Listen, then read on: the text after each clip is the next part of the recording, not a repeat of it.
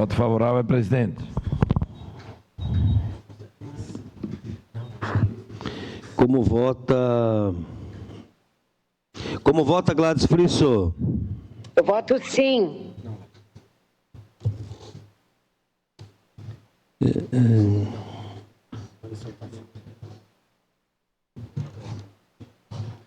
Encerrado o registro dos votos, encerrada a votação.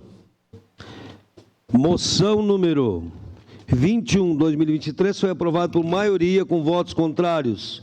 Clóvis Xuxa, Estela Balardim, Juliano Valim, Lucas Carenhato, Rafael Bueno, Renato Oliveira e Rose Frigeri. E ausências: Alberto Meneguzzi, Camiles e Marisol Santos. Em representação desta casa, Felipe João Glemermaier.